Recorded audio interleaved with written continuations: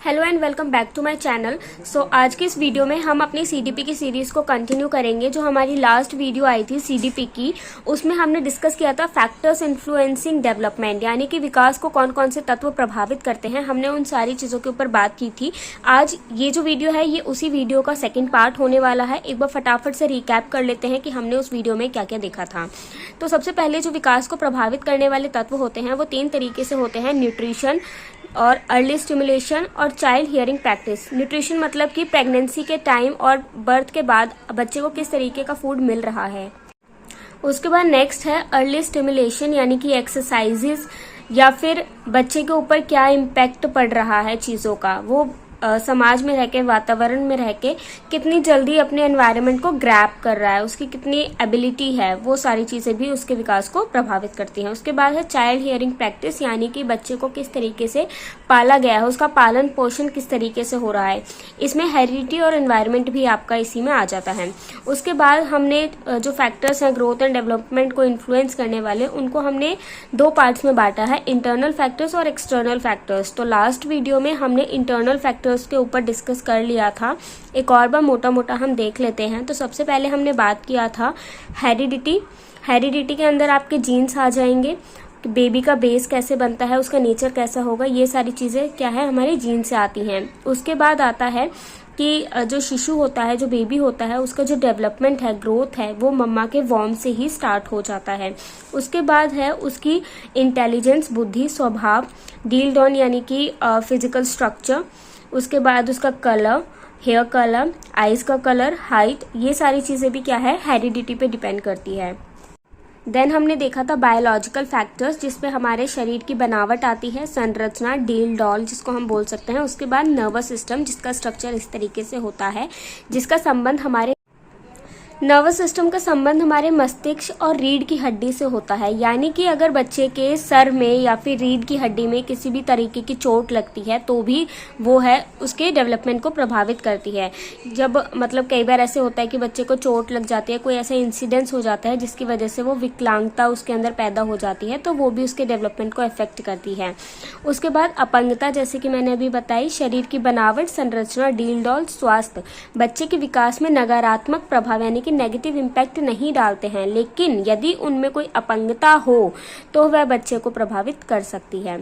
ठीक है। उसके बाद आता है इंटेलिजेंट, जिसका संबंध हमारी बुद्धि से होता है कि आप सिचुएशंस के अकॉर्डिंग सिचुएशन को कैसे हैंडल करते हैं, कैसे डिसीजन लेते हैं, वो सारी चीज़ें इसमें आती हैं। फिर है इमोशनल फैक्टर्स, आप कितने इमोशनल हैं चीज़ों के प्रति, ठीक है, वो आता है। उसके बाद सोशल नेचर में, समाज में रह के आप एक दूसरे के साथ किस तरीके का व्यवहार रखते हैं, वो आपका सोशल नेचर में आ जाता है। तो ये सारी चीज़ें तो इंटरनल फैक्टर्स हो गए। आज की वीडियो यहाँ से हम शुरू करते हैं आगे। इसके बाद हम बात करेंगे एक्सटर्नल फैक्टर्स की। सो आई होप वीडियो आपको अच्छी लगी होगी। कोई भी एक्स्ट्रा बातें नहीं करेंगे, टाइम वेस्ट नहीं करेंगे, या फिर यूँ कहूँ कि फिजूल में ही वीडियो को लंबा नहीं खींचेंगे। टू द पॉइंट, शॉर्ट में बात करेंगे। इतना ही पढ़ेंगे जितना आपके अच्छे मार्क्स आ सके, आपको कॉन्सेप्ट क्लियर हो सके बेसिकली।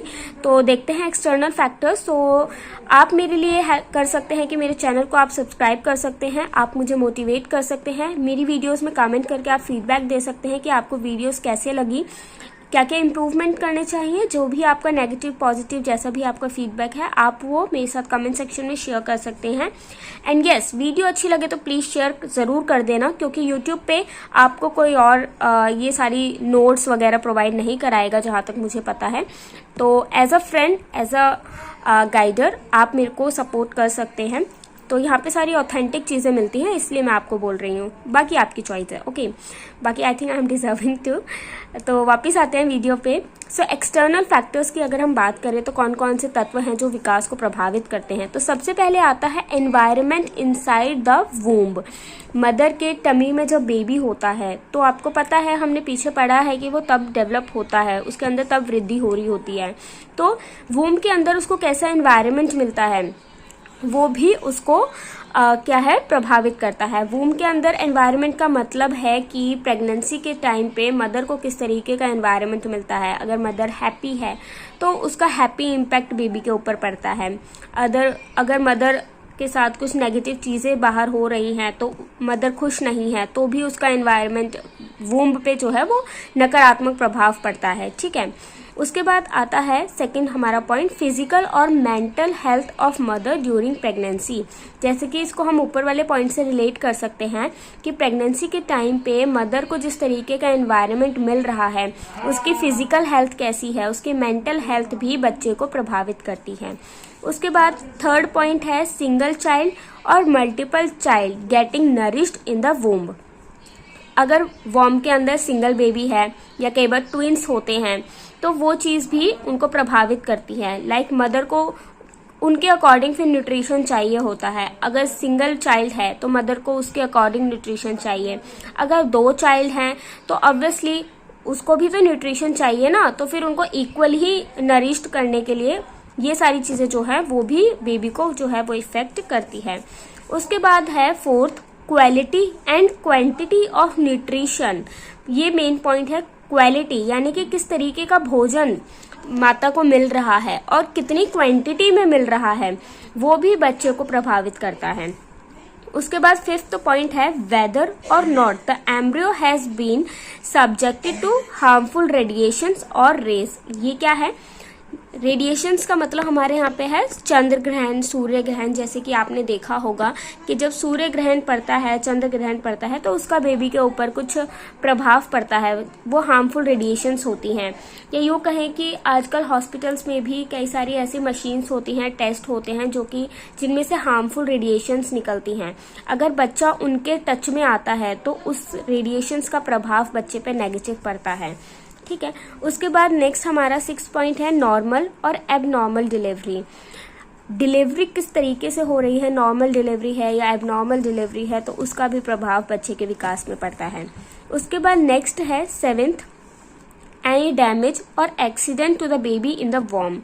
कई बार क्या होता है कि कई बार 1% चांस होता है कि कोई ऐसा एक्सीडेंट हो जाता है या ऐसा इंसिडेंस, हादसा हम कह सकते हैं, ऐसा हो जाता है जिसके कारण जो है बेबी को हार्म पहुंचता है।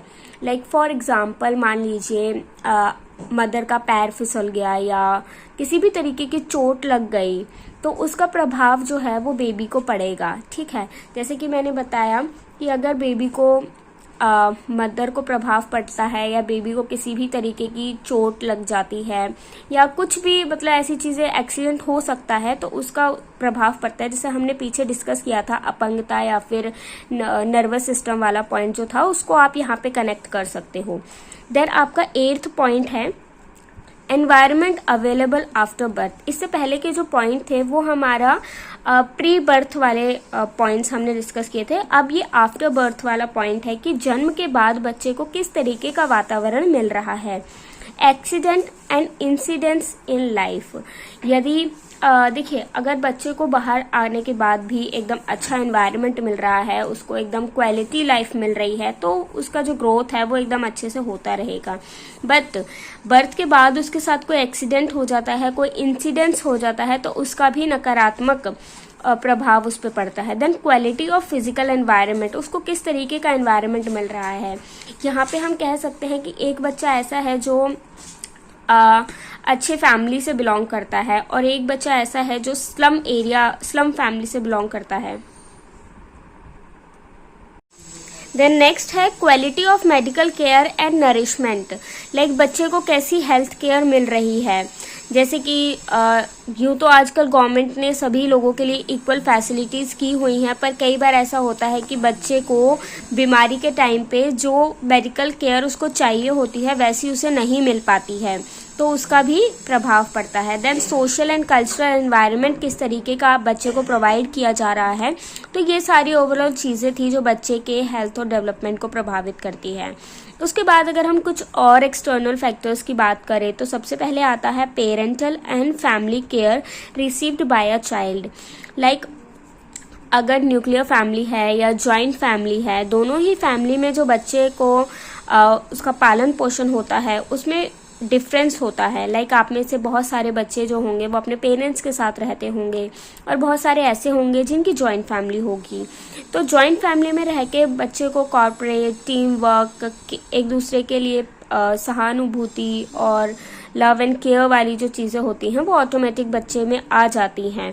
बट जब न्यूक्लियर फैमिली में बच्चा रहता है, पेरेंट्स जो हैं वो जॉब कर रहे हैं, तो बच्चा जो है वो अपने आप ही ज़्यादा मैच्योर हो जाता है in comparison to other childs जो जॉइंट फैमिली में रहते हैं। ओके, देन उसके बाद है economic and social status of parents of the family child. ठीक है, बट पेरेंट्स का सोशल स्टेटस कैसा है, उनकी आर्थिक अवस्था कह सकते हैं हम, वो कैसी है वो भी डिपेंड करता है। अगर बच्चा एक गरीब परिवार से है और एक बच्चा जो है वो अच्छे फैमिली से है यानी रिच फैमिली से है, तो दोनों ही बच्चों के जो डेवलपमेंट है उसमें मेजर। देन नेक्स्ट अगर हम बात करें तो quality of the neighbourhood and surrounding. जो मेन पॉइंट्स हैं, जो मेन वर्ड्स हैं, मैंने उन्हें अंडरलाइन कर दिया है। अगर आपको ये वर्ड्स भी याद हो जाते हैं तो आप एग्जाम में अच्छे से इनके एक्सप्लेनेशन कर सकते हैं। तो बात करते हैं नेबरहुड एंड सराउंडिंग एनवायरनमेंट की। बच्चे का जिस समाज में, जिस सोसाइटी में बच्चा रह रहा है, उसके आसपास का एरिया एनवायरनमेंट कैसा है, वो चीज़ भी बच्चे के उसको प्रभावित करती हैं। देन है the quality of schooling received by a child. इसका मेजर एग्जांपल मैं देना चाहूँगी, जैसे कि अगर आप विलेजेस साइड में जाएंगे, लाइक मेरे विलेज में, जैसे कि मैं अपने गांव में जाती हूँ तो मैं देखती हूँ कि वहाँ पे जो स्कूल है वहाँ की एजुकेशन उतनी क्वालिटी नहीं है वहाँ की एजुकेशन में। लाइक वहाँ के बच्चों में उनका जो एजुकेशन है वो बिल्कुल भी अच्छा नहीं है। बच्चे को सिर्फ प्रमोट कर दिया जाता है, उसको कुछ भी आता नहीं है। बट वहीं अगर हम शहर की तरफ आते हैं, दिल्ली में बात करें, तो यहाँ के बच्चों में और वहाँ के बच्चों की स्कूलिंग में बहुत डिफरेंस है। देन नेक्स्ट पॉइंट है quality of peer group relationship and company of a child. जब बच्चा 3 साल का हो जाता है, 4 साल का हो जाता है, वो स्कूल जाना स्टार्ट करता है, उसका अपना एक सोशल ग्रुप बिल्डअप होता है, फ्रेंड सर्कल बनता है, तो उसका आपस का जो पीयर ग्रुप रिलेशनशिप कैसा है वो भी उसको प्रभावित करता है। Then moral values, I think मुझे इसे एक्सप्लेन करने की ज़रूरत नहीं है।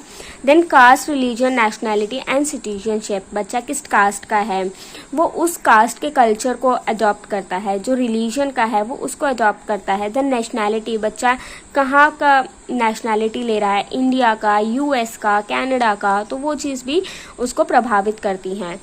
ठीक है, then quality of education and vocational facilities and opportunity available to the child.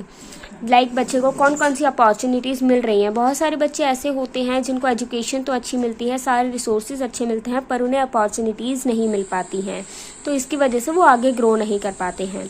Then next है quality of the power and status enjoyed by the country to which a child belongs. Then next इसके अंदर हम लिख सकते हैं कि बच्चा जिस कंट्री में रह रहा है उस कंट्री का क्या स्टेटस है, उसके अंदर कौन कौन सी पावर्स हैं, किस तरीके की फैसिलिटीज़ वहाँ के सिटीजन्स को प्रोवाइड की जाती है, क्या क्वालिटी लाइफ वहाँ के लोगों को प्रोवाइड की जाती है, वो सारी चीज़ें। Then views of parents and sex differences.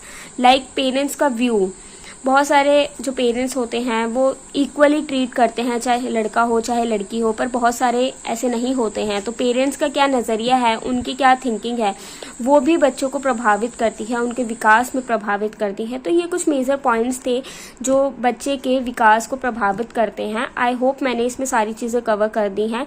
Question चाहे कैसे भी पूछे, अगर आप ये पॉइंट्स याद रखते हैं, अगर आपको समझ में भी आता है, तो आप क्वेश्चन चाहे कुछ भी पूछे, आप इन पॉइंट्स को अपने अकॉर्डिंग लिख सकते हैं। मैंने बहुत सारे पॉइंट्स बताए हैं, अगर आपको कोई भी 10 पॉइंट याद रह जाते हैं, जो कि रह ही जाएंगे क्योंकि सिंपल है, तो भी आप अपना आंसर अच्छे से अटेम्प्ट कर पाएंगे। सो आई होप वीडियो आपको पसंद आई होगी। Do like, share and subscribe my channel. मिलते हैं नेक्स्ट वीडियो में, तब तक के भर के प्यार दीजिए इस वीडियो को। Thank you guys.